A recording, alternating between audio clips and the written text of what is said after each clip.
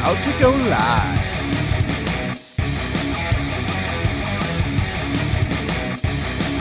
Get ready for the main event podcast. The guys are about to go live.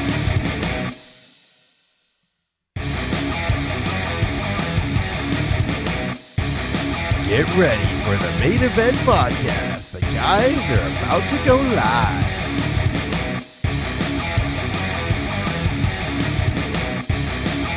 Get ready for the main event podcast. The guys are about to go live.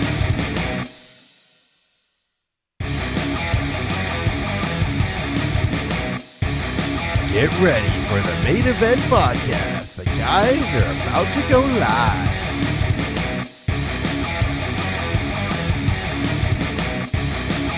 Get ready for the main event podcast. The guys are about to go live.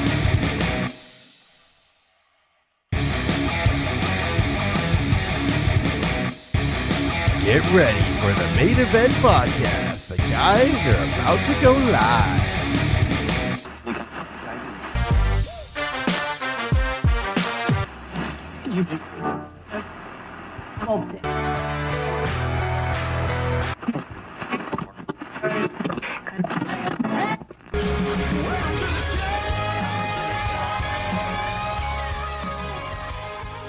All right, Thursday morning, 10 a.m. Phoenix time, noon Chicago time. Of course, is the main event podcast. Of course, I'm Stephen McCollum. Used to this voice by now. Adam Michaels is under the weather. Not able to join us again today, so he's trying to get better. But from what I understand, from what he was saying, it's a lengthy process and not good. I'll spare you the details that he shared with me. Unless you want to hear him, let me know. We'll give it in here. So let me check the sound here real quick. Perfect. All right. I just wanted to verify that I made some changes today. A little behind the scenes action. So last night on the radio show, a successful 2-hour radio show on 1580 The Fanatic last night. Covered a lot, including last show with Kaler. He's moving on from the station there.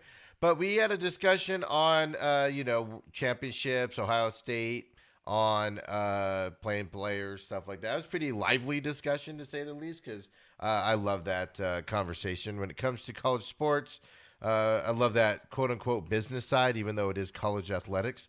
It's a huge business side to them, and I enjoyed talking that stuff. So we'll see what comes up here today, because we are going to get into college football. I didn't get into much of the games starting this weekend that I would have hoped to and liked to. So we'll get into it a little bit here today since we got some time, right? So other than sports news that's going on, and there's a lot of it out there, I've been watching the show called Merlin on Netflix, Merlin. You know, the magician back in the day of the Arthur lore. I made it through season 4 now. It's been like a couple weeks I've been into it. I watch it until I fall asleep, kind of a deal. Sometimes I'll catch 2 episodes in a night. Sometimes it's like 1. And at first I poo-pooed it. And I don't think I poo-pooed it on here. I think I poo-pooed it like off air to Jeffrey one time when I was filling in on the blender. And I just wanted to say, I'm wrong. I'm enjoying this show beyond belief. It's a British show. It's from 2008, I believe. And I'm enjoying it. The reason why I found it was I was really disappointed in Cursed on Netflix, the first season of Cursed. I did not like that one very much at all, actually. A couple of the Merlin that played in that one was good. I didn't like the lead character too much. I just thought it was bad acting. The Green Knight in that one was pretty good acting-wise. I was just disappointed in it. I love that medieval stuff. I've always loved that medieval stuff, those times. I wouldn't want to live in those times. Looks pretty miserable, but I love the story and the folklore on that stuff. So I found Merlin, and I wasn't sold on it right away. Really bad acting. I'm not sold on some of the characters still. It drives me nuts how, servants are looked down on even though they're always right, and how dumb can the main characters be that they don't see that the servants are helping them when they're not. It's just, stupid stuff. It's kind of childish on that side, I think, because I would think that if, my servant, for instance, was disappearing all the time and weird stuff was happening while he was gone, and then he'd show up and the weird stuff ended, you'd think you would catch on to that over time. Just throwing that out there. But anyway, I'm enjoying the show a lot. I think I'm on season 4, halfway through season 4, and I think it's 5 seasons. So I just wanted to throw that out there. Little info. I kind of poo-pooed it at the beginning. I've learned to kind of enjoy it a little bit. So show for all you out there. I've seen a few people ask for shows on Netflix to watch or to binge watch on. And I would say a regular one there. So just wanted to throw that out there. It's been on my mind because I watched a couple episodes last night. And actually, I'm enjoying it so much right now that I like want to watch it all the time. So I even brought like my iPad here to the office today. So when we get done recording this, I'm probably gonna have it on while I'm doing other stuff here in the office, cutting videos for this weekend, a promo for next weekend actually, cutting videos and stuff like that, and getting them up for what I do on the production side. Of course, the show is brought to you. I don't plug them enough. It's my company, and I don't plug it enough. I know, but GestaltProduction.com. If you're into racing videos, of course, this is the YouTube page is where the Cardinals Rewind podcast that I'm going to actually record hopefully later today. I'm going to wait to see who practices today. If there's bad news with people not practicing, like D-Hop and what, I might wait till tomorrow morning to record it so we get the news on who is out there. But that's where that's posted on the YouTube page there. So subscribe to the YouTube page. Set up notifications if you want to get notifications when the video goes up there. If you like racing, dirt racing here in town, this is definitely the place to check out. Free videos. We do it all for free for everybody. Kind of just a service we do. We just ask that you subscribe to the page. If you want notifications, do it. If not, then don't. And help us out on that front. Appreciate it. So last night, Game 2 of the World Series was going on. And I was on the air, so we were watching it. And when I left, I got a little worried when I left. The Dodgers were starting to hit a little bit more. I got a little worried. I'm not going to lie to you guys. They were starting to hit. But the Tampa Bay Rays ended up winning the game, hold on and won the game. So now the series is tied 1-1. They are off tonight. So the Game 3 is tomorrow night, October 23rd. Game 3 is when the series are tied 1-1. Game 3 is always a big, to do. Winner of this one tends to win out. It is a best of 5 at this point, obviously, with the tied 1-1. Some things from last night. Obviously, Game 1, some of the Dodgers woke up that hadn't been hitting all season, like Mookie Betts in the postseason at least, and those guys started to hit a little bit. Game 2, bats were silent for the most part. The Dodgers, this is what I don't understand. The Dodgers go to a bullpen session basically for pitching in Game 2. Now, I know why they did it. They're resetting their pitching lineup. They're pitching that they want. So Game 3 through 7, if they need to, is going to be the lineup that they want for pitching and set that up. But I just don't get it. You don't have one more good pitcher in your lineup that you could throw in there that's not a bullpen guy. It drives me batty with what they do with pitchers these days. Absolutely batty what they do with pitchers these days. So I just wish they would, do it. But it worked out in the Rays' favor, which, of course, me and Adam both picked the Rays to win this World Series. Kind of gave back some good thoughts yesterday with the Rays doing that, because I was a little worried after Game 1. Not going to lie about it. So good to see them come back.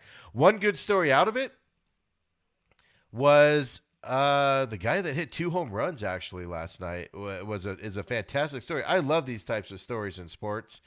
And if you don't, you're just a cold, calloused, individual out there, because guys that, show up in these games, they struggle. They haven't hit home runs in a while. They show up to a World Series Game 2, and then they just hit it out of the park. Of course, I'm talking about Lowe with the Rays. Of course, Brandon Lowe.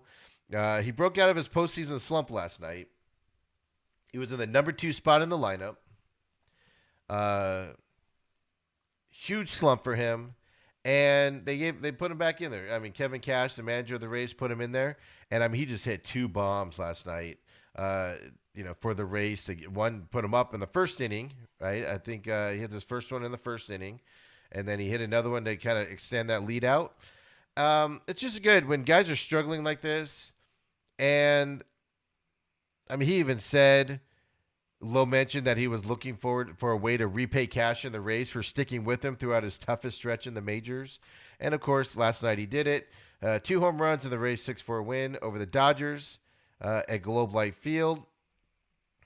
And, you know, I'm trying to see here really quick here. Give me just a minute while I look at this. I mean, he hasn't hit a home run in forever. Let's see here, and he's a big hitter for the Rays too. Of course, it doesn't come up in this. I had it. I had it. I apparently didn't write it down. I apparently didn't mark it right, so I don't have it. So it's just good when guys are struggling really bad. They probably should be benched. They probably shouldn't be playing, and they stick with them, and then they get out of it at the time. He didn't get out of it in a 14-6 ball game or it's a blowout, anything like that. He got out of it in a high pressure situation that was, quite frankly, was a must win for the Rays for the most part. You didn't want to go down 2-0 to the Dodgers and give them that kind of a deal. So I just like those types of stories in baseball. Those of you that follow me know I like I'm going to call it an underdog story, even though this one's not as an underdog as you'd like to say on there. One story that came out too that I've been reading all day today is how Globe Life Field. Now we didn't see games this year there too much, right? Because only the 60 games. First of all, the Rangers played half of those games there, and it's coming out. It's looking like Globe Life Field is getting a pitcher friendly ballpark, and you're able to kind of rob home runs in this ballpark, and you know I mean, even back in, when was that? April or May, Texas slugger Joey Gallo said that the park would, quote, play big, unquote. The fences were far away, that the ball didn't carry well. And that's turned out. I mean, we've seen, in the last series with Dodgers and Atlanta, what, 2 or 3 home runs robbed, where anywhere else they would have been home runs and they were able to bring those back into the field for outs instead of home runs that anywhere else would have been home runs. So it's just an interesting dynamic we're learning about a brand new ballpark in a time where nobody knew it, right? Because there's such limited time on this field for it to come out. And it's just great. And they even have a video. It is 43-second video of all the home runs that were robbed, that have been robbed in this stadium. And they all go right to the fences all throughout. 407 yards to right center field there. And they're going right to the wall, and guys are having to jump to save them, to get them back in and everything. But it's like just right at the right level there, which I'm excited about. I cannot stand ballparks that bring the fences in to create more home runs. We got a story coming up, and this is leading into a story here on the baseball. This article, I'll tweet this article out so you guys can read it if you want. It lists them all, just not only that, but in the regular season, but also in the playoffs, how many home runs are being robbed in this ballpark. Like the lack of base stealing. I like the pitchers to hit, more strategy, bunting, stuff like that. And although I said many times this season I didn't miss the designated hitter, I didn't miss that the pitcher's hitting this year. I didn't even notice it. Small sample size, didn't really pay attention too much about it. But I never once was like, oh, the pitcher's coming up. Like, that didn't hit me. I was like, I'm okay with that. But all the games have gone longer now. All these games are ridiculously long because people are getting on base all the time. A lot more runs being scored. The games are taking longer. The whole point was to shorten the game, and they actually went longer. But Big George last night on Twitter tweeted out and said how bored he is with I'm going to paraphrase him here, how bored he is with the game of baseball today. And I replied, I was like, don't get me started. Bring back, base stealing, bring back bunting, bring back base stealing again. I want to emphasize base stealing. Bring back the sacrifice hit. Bring back the do whatever it takes to get a run in, meaning if you have to bunt, if you have to hit it down the third baseline to move a runner over. I'm sorry, the first baseline to move a runner over. That type of stuff just doesn't seem to be happening anymore, right? It hasn't for a few years, right? Lo and behold, woke up this morning, checking out some sites for the show and just doing my usual reading in the morning, getting caught up on stuff. And here's the headline from Sporting News. MLB Analytics Revolution led to more home runs, but it's striking out with many who love the game. So, of course, that headline caught my eye, right? Because I feel that way, too. And I'm not a baseball lover. You guys that follow me know this. I don't go out of my way to watch baseball. I don't, um, get all excited about baseball.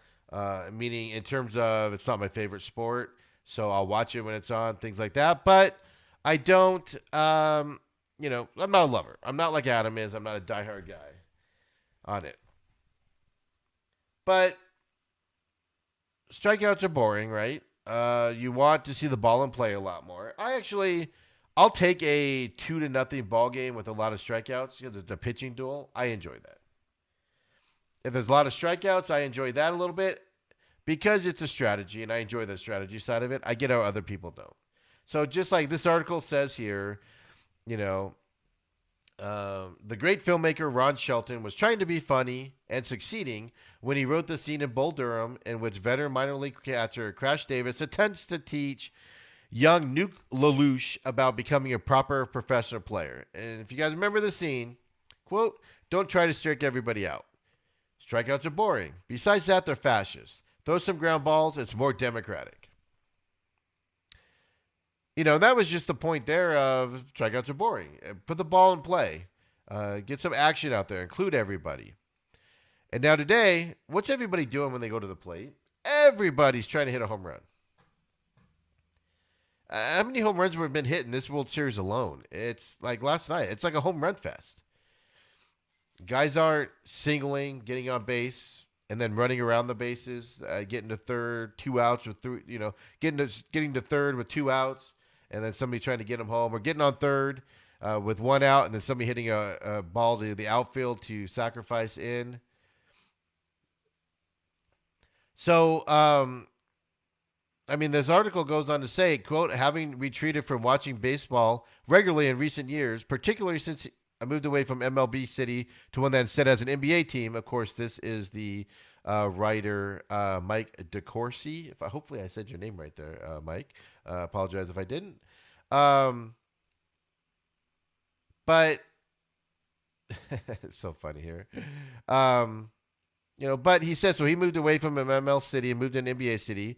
So he watched more baseball this year than he has before because of the shortened schedule and the fact that sports are coming back after COVID-19.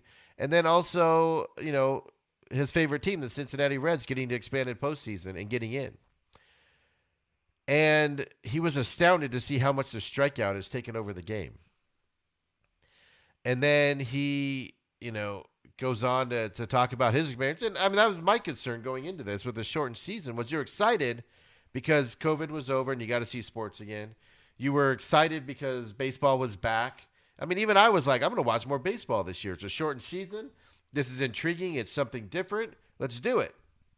It's just turned into a home run fest and a strikeout fest, which has been for a few years. So, he's got a whole list of people. I'm going to tweet this article out as well at the Main Event Pod here for show notes as well. It's definitely an interesting read. And I'm going to tag Big George on it since he brought it up last night and a couple other guys there. But, the players aren't different hitters today than they were back then. They're just judged differently. Before it was just what were you told as a kid playing baseball? Make contact. Choke up and make contact on 2 outs, right? Just make solid contact. Solid contact. Solid contact. Now it's not that. Now it's launch angle, exit velocity. Which you want for what? Home run production. And, in 20 seasons with the Padres, Tony Gwynn never struck out more than 40 times. In a pandemic-shortened season that lasted only 60 games, the Rays have 5 players who topped that figure, and the Dodgers had 4. These guys are getting paid to hit home runs.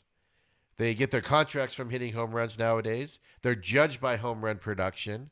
They're not judged by getting on base and running, stealing bases and moving on down. It's like home run or bust. Home run or bust, and that leads to more strikeouts as you go. Right? And it's just interesting to see that those of us older guys, remember Chicks Dig the Long Ball, back the Braves, the whole thing back when the Braves were really good with Tommy Maddox and those guys. And Chicks loved the long ball. Pitchers were trying to hit home runs. And that was funny, right? Because there wasn't huge home runs back in the day. So when they hit them, it was exciting. Here's the thing, though. Attendance declined from a high of $79 million in 2000, or 79 million people. I'm not going to give you the whole number in 2007 to 68 million people in 2019. That's 14% decrease in 12 years. NFL attendance has pretty much stayed the same. It's dropped 3%, but it's pretty much stayed the same. NBA attendance is basically the same. There are a lot smaller arenas there, of course, and dealing with that. Baseball is the only major sport experiencing a double-digit decline in people going to their baseball games. Baseball games are the most affordable games on the planet, right? You can sit upper level for cheap. I know in the Diamondbacks, sitting in the outfield, it's like 50. It used to be 14 a couple years ago. I don't know what it is now, but even if it's $20 to get in to sit in the outfield, that's not an expensive night. And there's ways to get around the food and drink situation, obviously. I know that's the most expensive part. The 7-game Nationals-Astros World Series drew an average of nearly 14 million viewers in 2019. Prior to 2004, that number dropped below 20 million only twice, dating to 1973. So, and I've said this all along, is baseball to grip me is you got to give me what I want. You know, home runs are exciting. Home runs in big situations are exciting. And I questioned this the other couple of weeks ago, and last week I think it was, where I said, is this baseball playoffs exciting on the radio show? A lot of people said it is. I argued it was boring. A lot of home runs, a lot of high-scoring games. The series were ending quickly, right? 2 games and out. In the first round, people were sweeping it. There's only one that went the whole 3 games. Then in the next round, only one went to the 5th game. The other ones were done 3 games there. Then the next round. And it's just, they're blowouts. There's no strategy involved in this at all. And it's wavered on my deal. I'll have a baseball game on, while I'm doing something. Like if a game was on right now, it would be on my television and I'd be watching it. But I wouldn't be paying attention to it like I normally would. I wouldn't look forward to it. It's like, it's the only thing on. Let's watch that, right? And it's gotten to the point now where they're not replacing these older generation of guys that are either, quote unquote, dying off as they get older, or they've given up on the sport because they are bored with it. It's not as exciting for them and things like that. So they, baseball is struggling on that side. So, and all that fun stuff.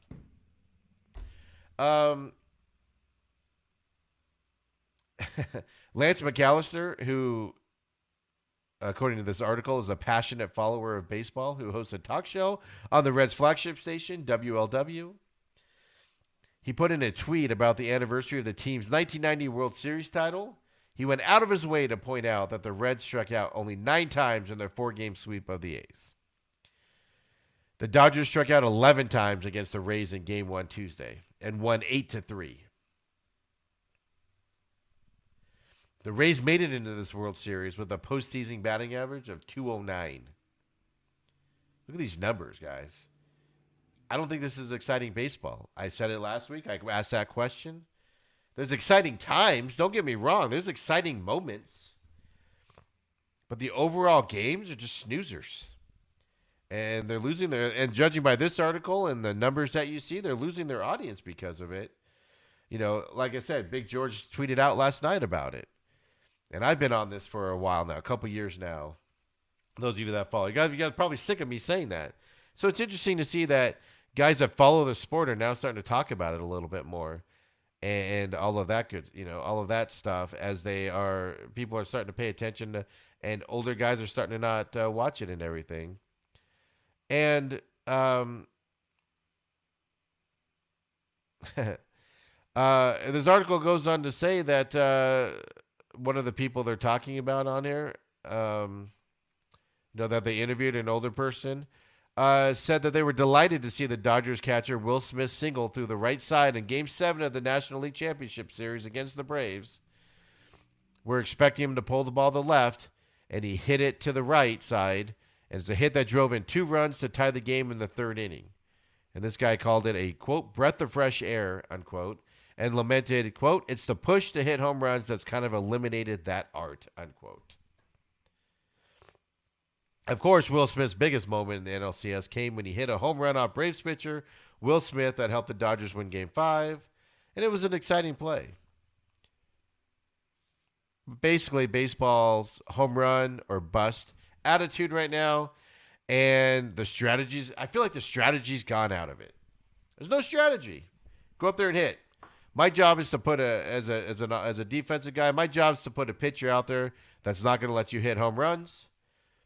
Your job as a hitter is to go up and hit home runs. I don't know. Just food for thought there. I just found it interesting that this article came out this morning after it was brought up last night, and I kind of questioned it last week as well. And that type of information I find interesting, that the timing is working what it's doing. So more fun. And I'm hitting buttons here that are bringing up. So if you heard that, I apologize. Lots of music. So the series is tied 1-1 as we go into Game 3 Friday night. They play Friday, Saturday, and Sunday, I do believe, if I remember correctly. And they are...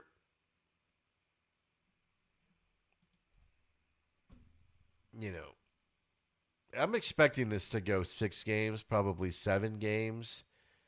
The question that I have... was Game 1 for the Dodgers a fluke? Or was it what to expect from them moving forward? Are you expecting more of that? Now, granted, Game 1 was a little, Game 2, they came back to earth a little bit. So if you're expecting that big Game 1 feedback, can they do it enough games to win this, I guess is what I'm trying to say. I was struggling to find my words there to see if they were finding enough ways to get back to their Game 1 form and win this game, because the Rays showed last night with their pitching.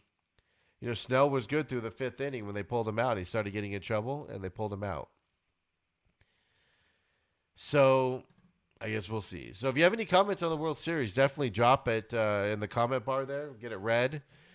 Of course, I'm always interested in the feedback. So, of course, on Twitter, @TheMainEventPod. On Facebook, Main Event Pod. And then also my personal Twitter page, @SMAC500. You can reach out to me on there as well. I'll see it at both places and comment on both as we go forward. And I'll get both those articles up on the both posted. So for those of you that want to read it and don't want to search for it, I'll get them up on there, of course, so you can follow it as we go forward. And I'm just pulling up the Facebook feed now. So give me 1 second here. A little behind the scenes as a one-man operation here today. On Facebook, Main Event Pod. And, man, I'm getting all stuffy in here. This studio needs, I don't know, an air filter changed or something. So, other baseball news, is there some? Let's take a look here real quick. Let's see if anything's come up this morning that wasn't there last night. Obviously, we talked about Brandon Lowe and his deal. Oh, yeah, that's right. Did you see the guy that caught the home run and then threw his glove on the field? What was up with that? And, the dude was dancing around in the stands. Acting like a fool. And then he just left-handedly throws his glove down toward the field after the home run. And everybody's like, what are you doing, dude? Is this just a byproduct of I'm not used to seeing drunk fans in the stands again? And so I'm just paying extra attention to this one guy? Let's go back to the home run. I wonder if that's kind of what I'm dealing with. But here, let's take a look at this guy here. I'm going to pull it up from this article instead of downloading it. Instead of downloading it like I normally do for you guys and put it in the corner, let me just play it here from the website. So give me 1 second here. Check out this dude.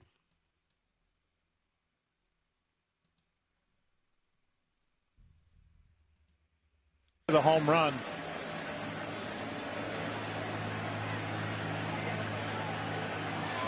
What? And Rosarena, I'm sure, is as confused as the rest of the world. He caught the ball. He kept the ball.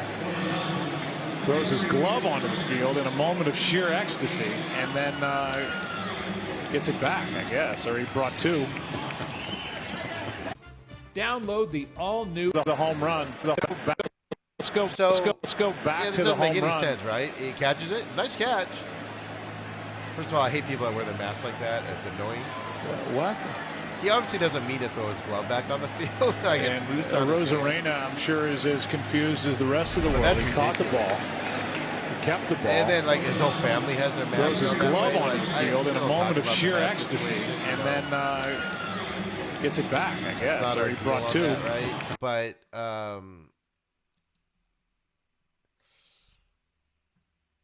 quit wearing your mask like that. It's not good. And then, like I said, his wife has it. Then my favorite part is they didn't show it there. So not only does he throw it onto the field and stares at everybody like, hey, look what I did. And it's almost like he's apologized, like, oops, I didn't mean to throw it. Like it fell off my hand. But then they don't show it here. But then they go back and he puts his mask on because then he realizes he's on camera because he picks up his phone, of course, like everybody does. Like he's checking himself out, on the camera at the end there on his phone. Like, oh, I'm on the broadcast. And then he puts his mask up. And he puts his mask on, like, oh, I'm on it. But his wife keeps it down, or whoever that lady is. I'm assuming it's his wife. She should divorce him after he weirdly threw his glove onto the field. It's just. So, is this just a byproduct of the fact that I'm not used to seeing drunk people in the crowd anymore and doing stupid things? And so that's super funny to me now. I don't know, but it was just great. It was just great. That's what we miss with fans in the crowd. Fans doing stupid things so we can laugh at them. Just throwing that out there. There was some history in Game 2 last night. And these types of things, a lot of history being made this year. Right? Seager continued a strong postseason. He knocked a 425-foot homer in the 8th inning. I don't remember who the pitcher of the Rays was for that one. Was that Fairbanks at that point? It might have been. 8th inning. And he now has 7 home runs and 16 RBIs this postseason. Seager. And his 7 home runs have tied him with a handful of others, including Rays Randy Arozarena. The 4th most in single postseason. I mean, isn't this funny? How a guy hits 7 home runs and we're like, oh, it's record breaking. He's now tied for 4th most in a single postseason. Baseball stats make me laugh. What people count. The only players with more are Nelson Cruz, Carlos Beltran, Barry Bonds, and they all three have 8 each. So he's right there, and he's going to hit another home run or two, right, in this series. He's going to tie those 3 studs right there. It's also the most home runs by a shortstop in a single postseason, breaking a tie with Carlos Correa this year and Rich Aurelius in 2002. And he's working way up his Dodgers postseason homer leaderboard. He now has 10, tied with Steve Garvey and his current teammate, Justin Turner, for 2nd most, behind Duke Snider, who had 11. What a name. I love Duke. What a name. It's just, this one's dumb because the ballpark's brand new this year in Arlington, Globe Life Field. All of his postseason home runs have come at Globe Life Field, giving him the most homers there in the short history of the park, including postseason. He's done it in 12 games, while the Rangers' home run leader in the regular season, which was Odor, hit 6 home runs in 21 games there. It's so dumb. The stadium's so new on there, right?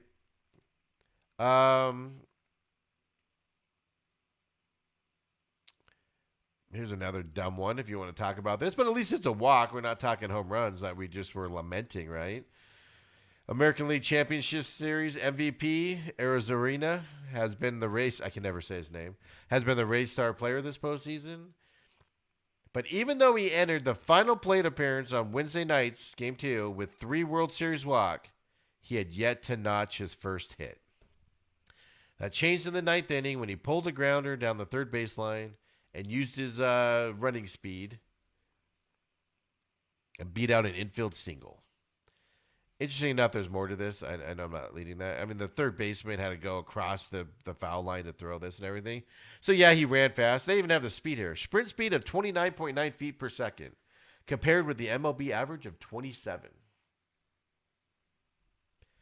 2.9 feet per second more than the MLB average. Who is keeping that stat? So anyway, besides that, so the hit was his 22nd since the playoff began, tying Derek Jeter's rookie record for a single postseason, set in 96. With at least 3 games remaining in this World Series, he has a great shot of passing Derek Jeter with the rookie record of hits. Remember back in the day when people were arguing over who has a home run record, consecutive games played. This is what we're resolved to now. We're talking about most hits in a postseason, most home runs in Globe Life Field. The stadium's had 40 games in it this year. But yeah, I mean, we talked about Brandon Lowe, right? Where he led during the regular season in homers, slugging percentage, OPS.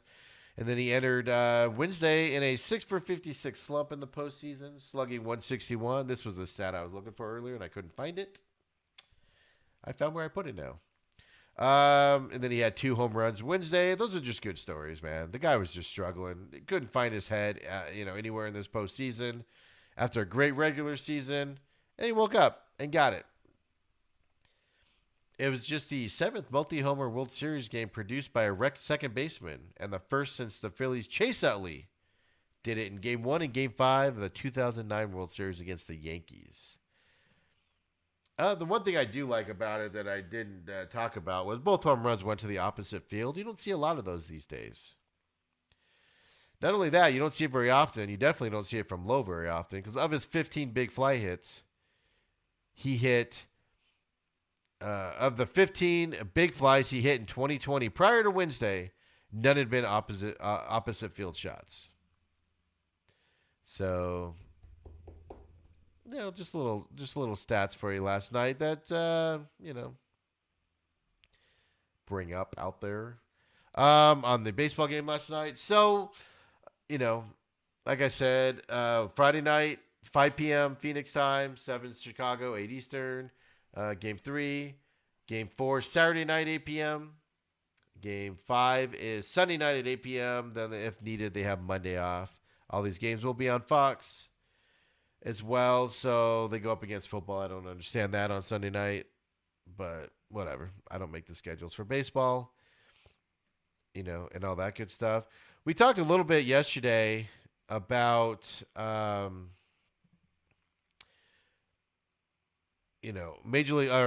NBA. We're not going to talk too long about this, but it's just an interesting thing that I caught on to as well on the NBA. So they have a thing where they recycle their head coaches an awful lot in the National Basketball Association, right? It's one of those things where you coaches get 3, 4, 5 chances with teams, and that's kind of happened yesterday with Stan Van Gundy getting a job again in New Orleans. And, a lot of question marks on this hiring. I mean, he's had some success as a playoff coach, meaning he's gotten teams to the playoffs. He's got them to perform, but he's also been run out of town. In Miami, he got run out of town. Shaq reportedly ran him out of town. Even though Pat Riley wanted to come back and coach, Pat Riley probably did it more than Shaq did. But there's no secret. Shaq and Stan didn't really get along there. Then in Orlando, he gets run out of town by Dwight Howard, back when Dwight Howard was good, before he went to the Lakers. He doesn't have, he was at these teams for 4 or 5 years. He doesn't have a lot of shelf life. He never gets them very far in the playoffs. No playoff success. So why does he get a new deal? Tyronn Lue, although he's only had one coaching experience, and that was with Cleveland with LeBron. Is he worth the shot to be a Clippers head coach? I would still consider him a young head coach because, where he was. And he's going into a Clippers situation where a lot of the players didn't like how the stars, like Kawhi Leonard And Paul George got preferential treatment on when they could practice, play, show up, etc., and the rest of the team didn't. That was a sticking point in that locker room. And Tyronn Lue now has to go in there and navigate that area of what's going on and make these players happy again, because it was a big problem on this team last year with how they proceeded and moved on. But then the Pacers, when the Pacers job came open, they got rid of, I believe, Nate McMillan, if I remember correctly. And right off the bat, they were like, D'Antoni was going to come to the Pacers. We want D'Antoni at the Pacers. Okay. Didn't hear anything after that went on. And then out of nowhere, they hire ex-Raptors assistant coach Nate Bjorkgren. I don't know how to say it. I'm just going to say it's that. And he's 45-year-old. And okay, I don't know anything about him. So it's at the same time as, the NBA also, like the Heat hired Spoelstra, right? Back when LeBron was first there, an unknown kid comes up, given a shot. Brad Stevens from the college ranks moved up and went to Oklahoma City, who now he's in Chicago. And then he left, obviously, New Orleans to go to Chicago. But the Van Gundy's getting rehired. It's just like they revolve them. And it's nice to see some of these teams come in and take people, assistant coaches, and people you haven't heard of before and give them a shot in here. Will they work out? Who knows? Obviously, the Van Gundys aren't an answer, either Stan or Jeff. There's talk about Jeff going back to Houston, I've been reading lately. I don't know if that's died down at all or anything. But these younger guys have to get along with their stars. Even the older guys have to get along. That's one of Stan Van Gundy's problems. He's got Zion in New Orleans. Hope he doesn't ruin him. We'll see how this goes. But I just wanted to bring that up. I just found it interesting that NBA continues to hire these guys that have been shot after shot after shot and not really done that much. Stan Van Gundy, but he had a lot of personnel decisions available to him in Detroit. That team is when ruined. Pets were given the choice, he did not do a good job in Detroit at all, and it was just a fest where they still are struggling, right? So anyway, enough NBA talk. Just wanted to bring that up, but just something I pay attention to and notice on who hires who. Just a lot. It's like the second somebody's fired, it's like D'Antoni. It's like all these big name guys that were just fired on jobs or who haven't been great at their position, have struggled in the NBA coaching, haven't been able, even in case of D'Antoni, where he's a great regular season coach, but then when the playoffs come, just right. So it's just an interesting thing that like I said, I'd like to keep an eye on. I thought I'd bring up because it was an interesting dynamic how within a day of each other, the brand new coach, assistant coach from the Pacers, never coached in the NBA before, gets moved up. And then it was sandwiched between Tyronn Lue and Stan Van Gundy in there. It's just interesting things. I root for these younger guys just because, got to get some new guys in there, especially younger guys who can relate to these players a little bit more and understand where they're coming from and stuff like that. So let's get into it, man. Let's get into football. Oh, wait, actually. I talked about it last night on the radio show about the Blackhawks and the hockey as way to announce that they're going to rebuild, and they announced it to their fan base, but they're keeping their big name guys, right? So I brought that up last night. I asked, why are the Coyotes doing it? And I like that what the Blackhawks are doing, and I'm just wondering why they aren't doing it. And so, for instance, here is top teams to the start of free agency listed here.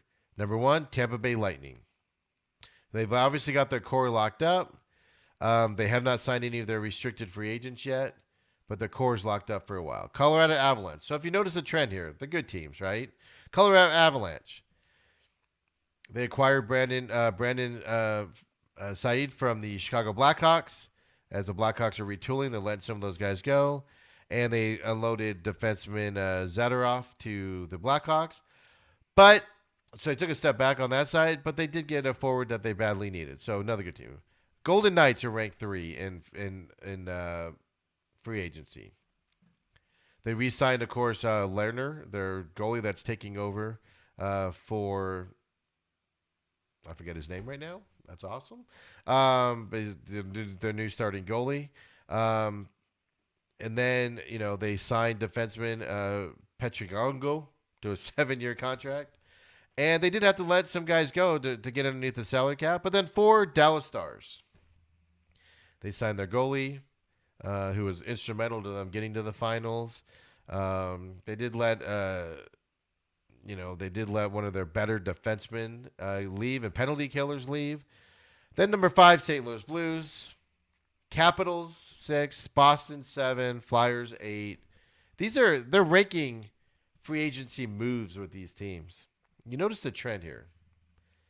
9, Islanders, 10, Penguins. The good teams right now are retooling. The big teams are busy in free agency. They're making moves. They're improving their team. And they're making changes to improve their teams. There's not a bad team on here that's done anything in free agency, according to this list. Right? Hurricanes 11, Canucks 12, Maple Leafs 13. Of course, they signed Joe Thornton on his way out, trying to get pushed out there. Oilers 14. Calgary Flames 15. You get my point here, though. A lot of all the good teams are on this list. All the good teams are high up on this list. All the teams you expect to see make the playoffs next year, get to the Stanley Cup Finals, are on this list. It's not a bad team on this top 15 list. So NHL, these teams are retooling. Teams like the Coyotes are retooling. They're not making free agent moves. They're going with younger people, trying to get them on there, trying to get them on the team, trying to develop younger players. Hockey's in danger of becoming a have and have nots, even more so than they have been in the past. It's just disappointing to see. But I just wanted to touch on that because I saw this article this morning after came out last night, and I didn't see it before I went live on the show. So while I was talking about that Blackhawks deal, it was relevant. I thought I'd bring it up here today real quick again. For the hockey fans out there, I'll get that tweeted out here after the show as well in the show notes so we can talk about that. So let's get into college football here. College football is starting to gang up. Like we talked about it before, we started covering it the last couple of weeks. But one of the things that, been paying attention to is I've been watching it, but not watching it. I've started watching games now. I started with the Red River Shootout, watching that one. I watched some other games. Trying to get back into it. But this weekend, you have Big Ten starting. Sorry, I had to think about the conference there for a minute, right? Like, what teams are starting this weekend? And, I mean, that's big because, obviously, Big Ten wants to make the college football playoffs, but it just gives you more options to watch. And with these rivalries and conference play only, you're going to get some good rivalries going here starting now. So, like this weekend, Big Ten's first game, Friday night, October 23rd. 5 p.m. Phoenix time. Illinois at Wisconsin this weekend. Now, Illinois isn't ranked. Wisconsin's 14. Off the top of your head, you're going to say Wisconsin's going to dominate this. Illinois was a surprise last year. They went to their first bowl game in forever under Lovie Smith last year.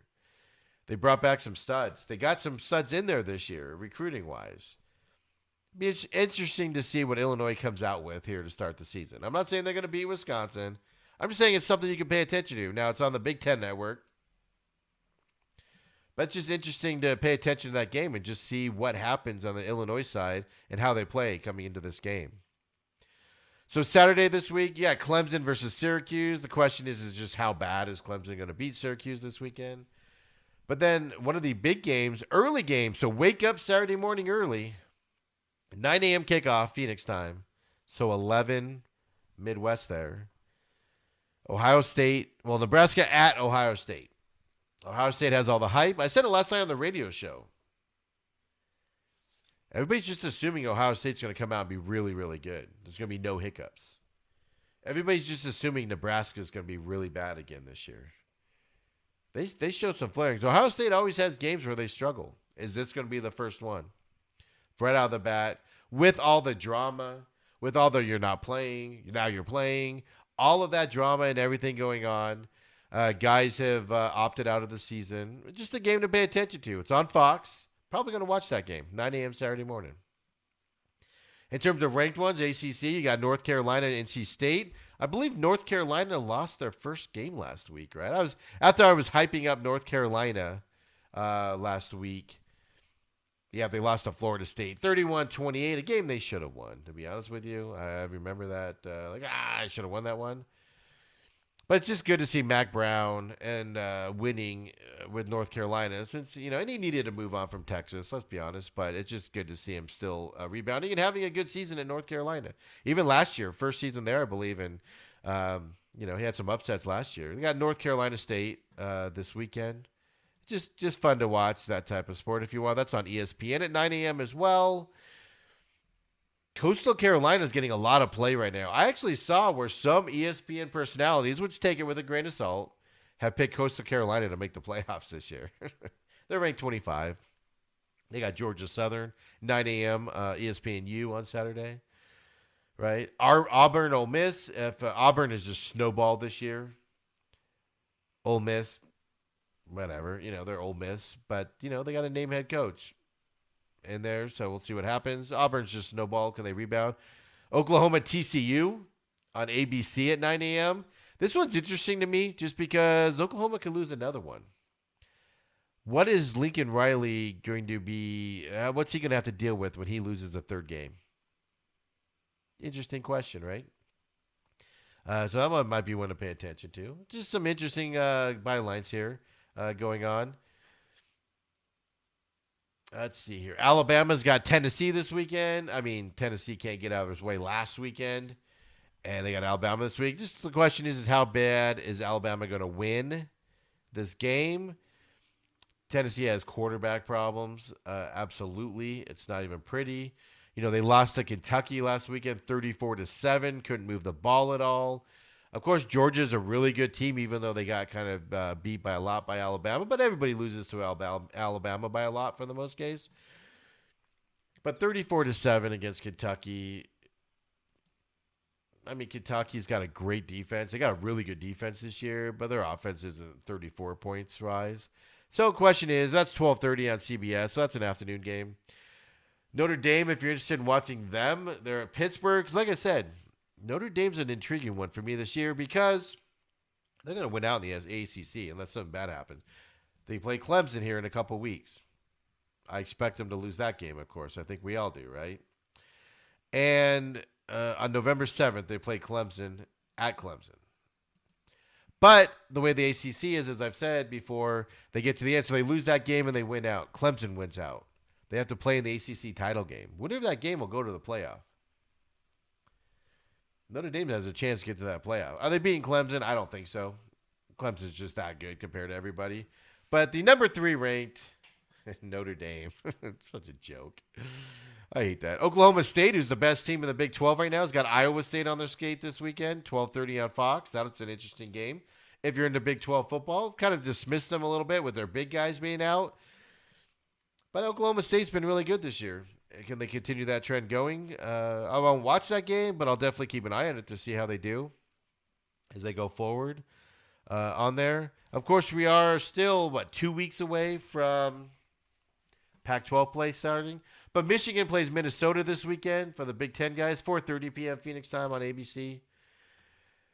What's Harbaugh going to bring out this year? Minnesota's not going to be a slouch by any stretch of the imagination, and Harbaugh's got a lot of pressure on him to not only beat Ohio State for once, but also have a good season this year and not have these letdowns that he's had in the past.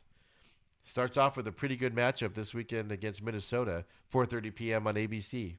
Something to watch this weekend as well for you college football fans. Other ones that, if you're into this, guys, number 9 Cincinnati against number 16 SMU. BYU, I've told you guys, is really intriguing to me because they could get in there. They can get into this playoff by being ranked. I don't remember what the rules are, but the non-Power 5 schools, the team that has to be ranked a certain height in the polls in order to get in. And BYU can get there this year. They're ranked number 12 right now. They got Texas State this weekend. So college football is kind of ramping up with these games. So if you're into this, it's kind of exciting. So Normally we do a college football pick as well. I'll have to wake Adam up from his sickened slumber and see if we want to do one this week now that it's kicking off again, or we're just going to enjoy ourselves. But we'll see what happens. But college football this weekend is coming our way. You don't hear any COVID stuff. And last weekend was all about the COVID, right? With Nick Saban getting it. Bobby Brown came out and said he's, very thankful. He's after the tough COVID-19 bout, but he's passed it. He's come out and said he's passed it. Saban sees positives in the false coronavirus tests. I didn't even read the article. I'm assuming. I didn't hear his words. I'm just assuming that the positive is that it was a negative. The positive was it was a false positive, and he was able to play. But whatever. It is what it is. So that's college football coming up this weekend. So it's starting to kick off, and then Pac-12 starting, like I said, at November 6th. So what's that? 2 weeks still on there, but some big Big Ten games right out of the bat this weekend to pay attention to that are coming our way. It's going to be exciting to obviously watch as we go forward.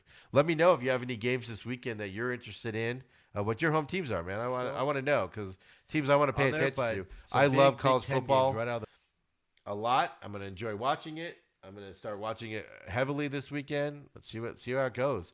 Let's get some good games going. Get some excitement in our lives here as these other sports are going down. Mikkel on Facebook says Cincinnati SMU will be a good tough game to pick.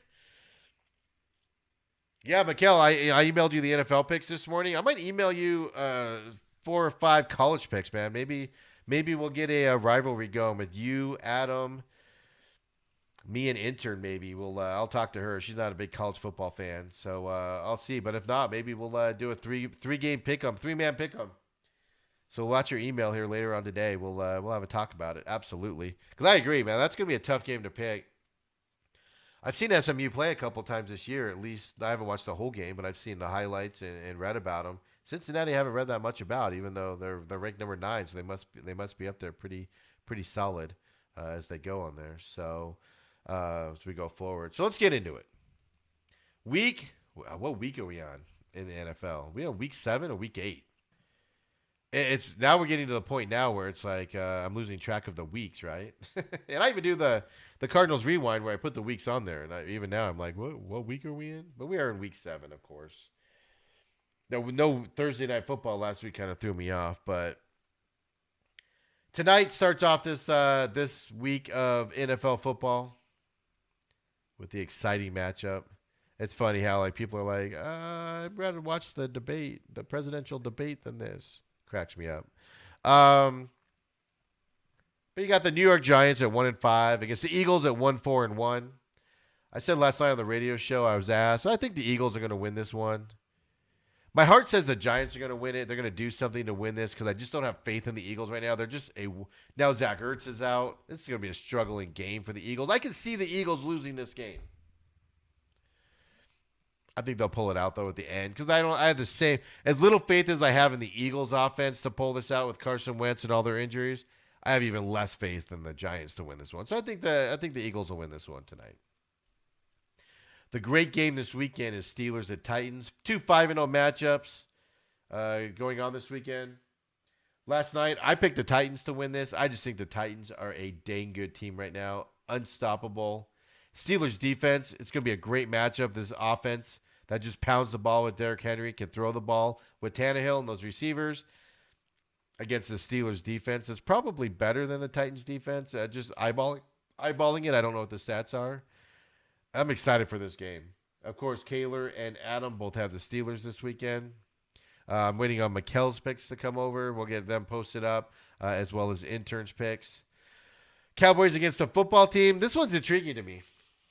Do we think that pull the trigger that the Washington football team is going to be able to beat the lonely Cowboys this weekend? Do the Cowboys rebound from that bad game on Monday night against the Cardinals? Do the Cowboys... Or do they come out because they've been complaining all week about how coaches don't know what they're doing? Have the coaches gathered the team together and kind of rallied them? Or is it still distrust? Is there still a lot of issues in the locker room and in that facilities? I can see Washington winning this game. I can see Washington winning this game by a touchdown or 2. I don't know. I'm going to have to think about this one. Bills at Jets. Bills are winning this easy. It's not going to be a contest, right? It's going to be a blowout. Bills are going to work on some stuff on this one. It's just you just can't pick the Jets. Will the Jets score more than 3 points is the only question you have in this game. Absolutely. It's such a mess on there. So then you got Panthers at Saints. Michael Thomas is a mess right now. I don't know what's going on with him. He got injured originally, so I missed a few games. I believe that was an ankle, if I remember correctly, right? And then comes back, gets suspended for punching his teammate, misses that game. Bye week. He's coming back this week. He's practicing, pulls a hammy. Something's going on in Saints land right now. I'm not reading anything about anything bad or anything, but something's going on in Saints land. Something's going on with Michael Thomas. It's just weird. I just got a weird vibe about it, right? I don't understand what's going on. So the 3-3 Panthers against the 3-2 Saints. I'm going to go with the Saints in this game, but I'm not going to be shocked if the Panthers don't win it. With Teddy Bridgewater, with that defense, I think the Saints have learned to adjust with their offense with the way Drew Brees has been playing and not being able to throw downfield, things like that. So I think that's going to happen. So,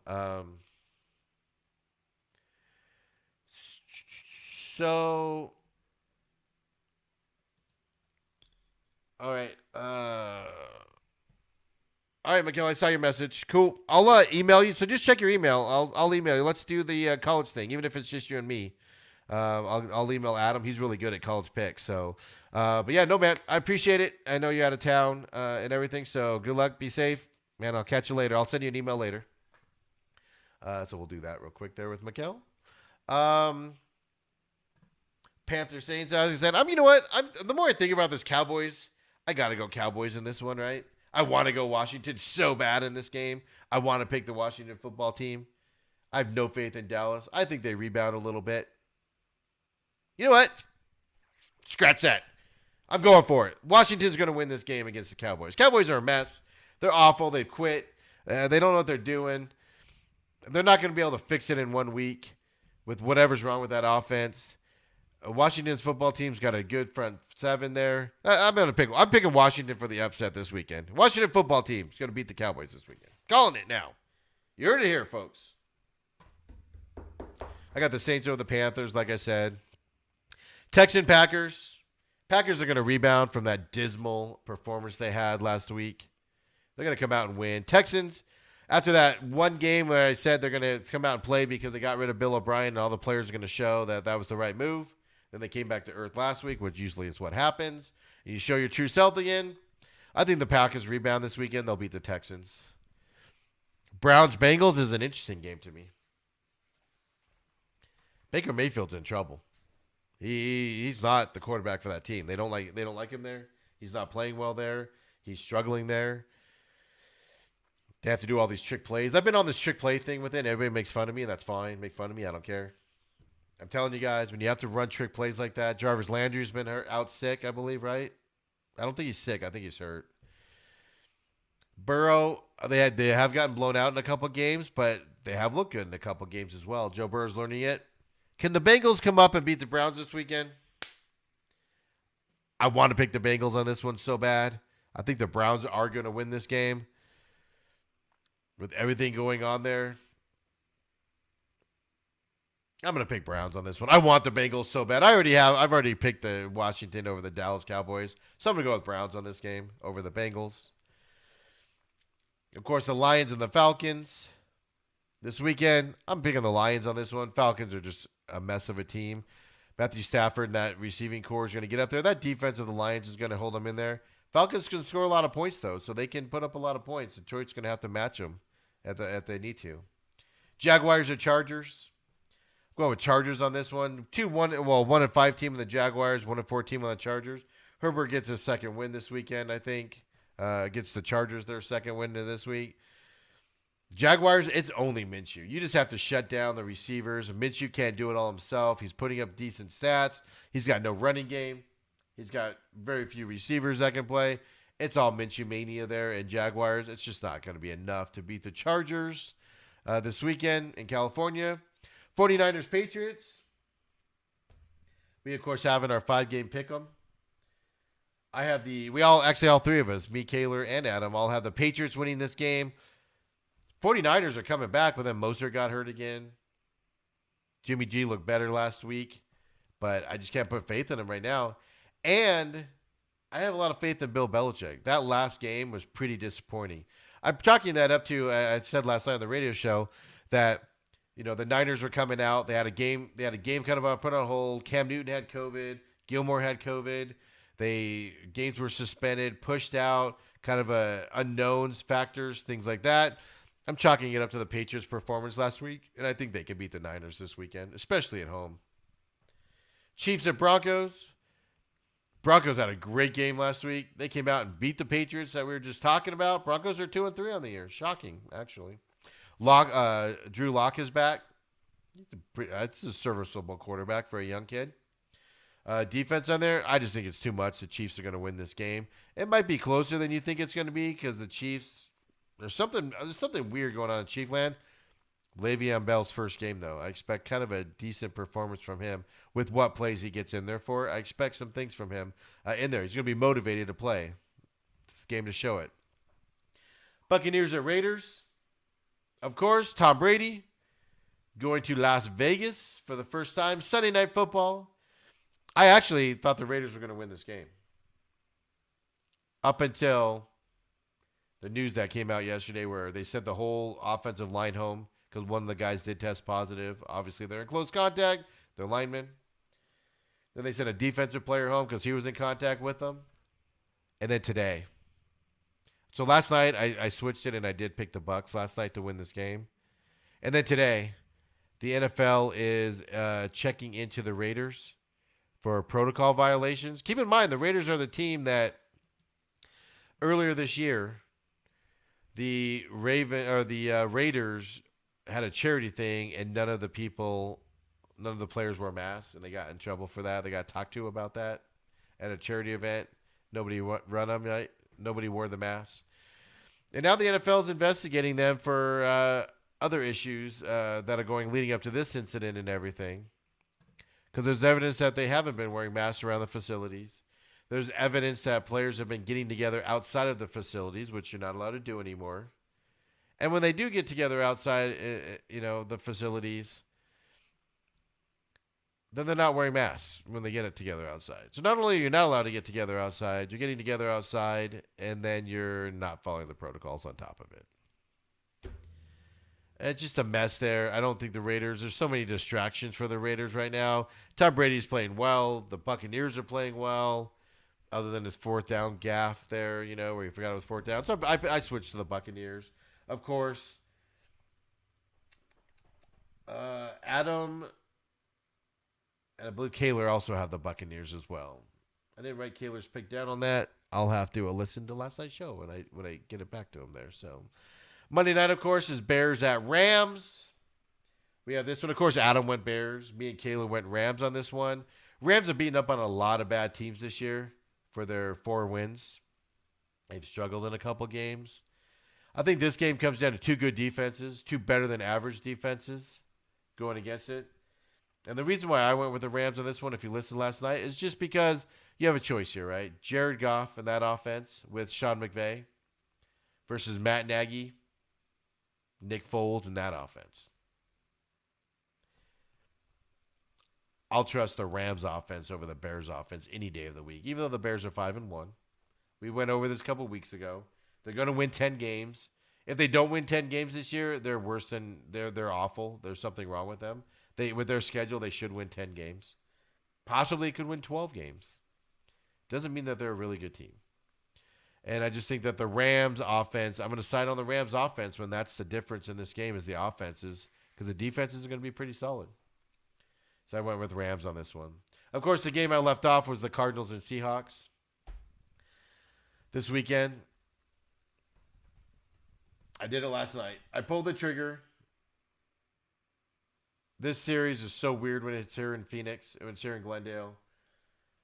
Cardinals Seahawks. It's just a weird game. It can be a 6. I mean, I sat through the 6-6 tie through overtime a couple years ago. It's always close. normally these are low-scoring affairs. I think this is going to be a high-scoring one. It's going to be, like I said last night, 32-28 type of a ball game. This is the game that I thought the Cowboys game was going to be coming in here. Both offenses can move the ball. The question is, which defense will be able to stop the other offense? The Seahawks have, I believe, the worst ranked defense. Now, they had a bye last week, so they slipped down. So there's a caveat to this. 26th ranked defense overall, league rankings for the Seahawks. And can they stop Kyler Murray and this offense from scoring enough times, to allow their offense to score, and vice versa on the Cardinals? If it comes down to, in this game, this comes down to the defenses to me a little bit. Which defense will be able to stop? I can see the Cardinals defense stopping DK Metcalf and Russell Wilson just enough. They're not going to contain him. They're not going to stop him. They're going to have to contain him. Just enough for the Cardinals to pull out this victory. I'm homering into this one. I'm not lying to you guys. I'm going to homer it. I'll have more on this on the Cardinals Rewind podcast. So, like I said, I'll be recording that, if not later today, depending on the injury. I'm going to watch the injury report today. And if some of these big-name guys aren't practicing today, I'm going to wait till tomorrow because I want to see if they practice and who we're going to have this weekend, because it's going to change a lot.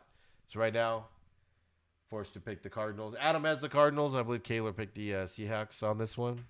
So, fun weekend. Better games this week than last week. Last week was kind of a dud on the games. Of course, Thursday nights, whatever. I'll pay attention to it because there's no baseball. I'll have it on. But Steelers-Titans, I'm really looking forward to that one. That's going to be a slugfest Sunday morning, 10 a.m. Wish that was a Sunday night game, to be honest with you. So that's what we got on that. Let's see here. Intern on the All Access crew that we have for this year. We have Titans. She has the Titans, the Cardinals, 49ers, Bucks, and Bears. Her picks on there. And then Mikhail said he emailed back. Let me check out his really quick here. He's got the Steelers, Cardinals, Patriots, Raiders, and Rams. So, a lot of difference in the All Access crew compared to the, like I said, the unfortunate name of hosts and producers that we did. And Kayla said he was going to keep making picks with us through the rest of the year. He enjoys it. So I'll email him the list every week and get his picks as well moving forward, because he's a formidable foe on these picks. No doubt about it. He has a couple game lead on me right now. And I'll get all these up and updated and everything for this weekend as we go on. We talked about the Raiders news already, but big news this weekend. Yannick Nagato. Oh, I know. I cannot say that. I apologize to the world for not being able to pronounce his name. I never have. But Yannick was traded from Jacksonville to Minnesota. 6 games later, Minnesota trades him this morning to the Ravens. So they sent him to Baltimore for a 2021 third-round pick and a 2022 conditional fifth-round pick. What are the Vikings doing? Like I told you guys last week, I moved Zimmer to the hot seat last week. I think I moved him to the warm seat because I just don't think they're going to pull the trigger on him because of the contract extension. But if they keep getting worse and the team quits on him, I can see them pulling the trigger. So Zimmer's on the hot seat list for right now for us as well. He was moved to that. And I had him off of it just because of the contract extension. But they are playing so bad right now. If you heard the list last night of high-profile players that are struggling, I'll get that tweeted out today as well for everybody, actually. I still have that up on my computer. So I'll tweet that out for everybody to look at as well going into it at the Main Event Pod, and also on Facebook at Main Event Pod. I think Zimmer's in trouble there. I also moved Mike McCarthy to the hot seat as well. I think the defensive – well, I moved Mike McCarthy of Dallas to the warm seat because the defensive coordinator and even the offensive coordinator are on the hot seat. They're going to take the fall before Mike McCarthy will. I'm surprised it hasn't happened this week, to be honest with you. But it is what it is, right? Ravens also plan to sign Dez Bryant to their practice squad. They looked at him very deeply in August. They looked at him really hard. They kind of came down to A, B, or him, and they went the Dez Bryant route. So they're going to bring him into the practice squad, see what he has, see what he's in shape, see if he's got any chemistry, and see what happens. I think it's a smart move. smart move in terms of bring him in. If it doesn't work out, you just cut him from your practice squad and you move on. Tyrod Taylor is medically cleared from his punctured lung that the doctor caused while giving him that shot in his ribs. Doesn't matter. Herbert's still the quarterback there. But at least they get a solid backup back in there. So if something does happen to Herbert in Chargers land, he's there. Jarvis Landry reveals that he's been playing through a broken rib. I kind of alluded to that with Cleveland, right? Chubbs is out for the season. Jarvis Landry and OBJ are generating their own offense because Baker Mayfield got pulled out last week because he was sick, right? Case Keenum went in there. A lot of question marks in Cleveland. Hopefully the Bengals can pull that out. But like I said, I already took a flyer this week, so I went ahead and ran with the Cleveland Browns to win that game. And the NFC East is just awful. Like, it's not even funny talking about that. I'm not a big fan of everybody saying that the conference champions aren't guaranteed a home game. I understand why you do that. It's because winning the division should have a benefit. This is the first year where I'm like, if one of these teams don't get to 8, it's just not going to be good. It's just going to be that awful. I just don't like it at all. Browns, Mayfield, and Beckham, OBJ, comes out, and they're critical of the team's 4-2 start, right? Browns, who haven't had a 4... He comes out and said Browns' 4-2 record has never felt so much like 0-6 before. Okay, guys. I understand you're 4-2 and you want to have a better record. But to start comparing to 0-6, when you're the last team in the league to have an 0-16 record, it was at Detroit. I think Cleveland did, right? And it says, quote, according to Baker Mayfield, yeah, I'd say the feeling throughout the building that after that loss, because they lost last week, 4-2 has never felt so much like 0-6 before, Mayfield said. That's because, quote, that's because we have very high expectations for ourselves. We're eager to get back to work and to get out there and fix the problems that we know are within our own control, unquote.